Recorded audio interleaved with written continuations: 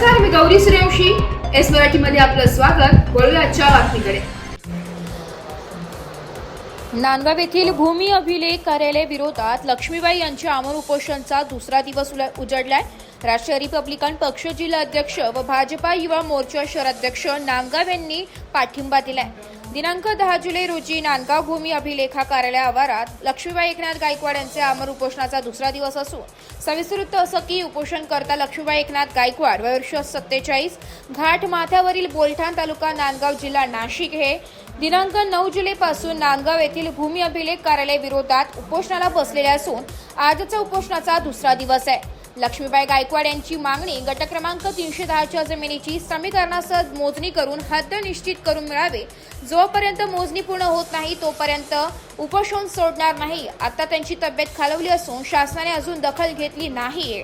नांदगाव येथील राष्ट्रीय रिपब्लिकन पक्षाचे जिल्हा अध्यक्ष व नांदगाव भाजपा युवा मोर्चा शहराध्यक्ष यांनी उपोषणकर्ता लक्ष्मीबाई गायकवाड यांची भेट घेतली आहे व नांदगाव भूमी अभिलेख अधिकारी यांची मनमानी कारभार चालणार नाही.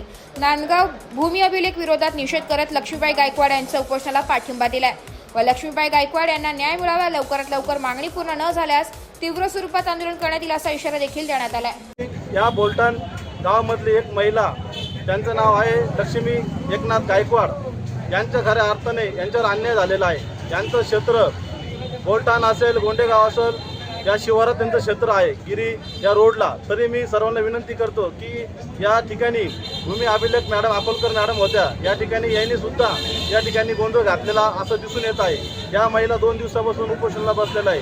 ना या ठिकाणी कोणी शासकीय दवाखान्याचं कोणी कर्मचारी असेल, डॉक्टर असेल, ना भूमी अभिलेखेमधले कोणी या ठिकाणी प्रतिनिधी असेल, कोणी या ठिकाणी आलेलं नाही आहे. आणि या ठिकाणी यांनी जे चुकीचं काम केलेलं आहे त्याचं खऱ्या अर्थाने आम्ही राष्ट्रीय रिपब्लिकन पक्षाच्या वतीने, तसेच आमचे मित्र अभिषेक भाऊ विगे भाजपा युवा मोर्चा शहर अध्यक्ष यांच्या वतीने आम्ही या शासकीय कार्यालयाचा भूमी अभिलेखचा अधिकार सुद्धा या ठिकाणी जाहीर निषेध करत आहे. आणि जर या महिलाला न्याय नाही मिळाला तर आम्ही तीव्र स्वरूपाचं या ठिकाणी आंदोलन आम्ही या ठिकाणी करू, रस्त्यावर उतरू.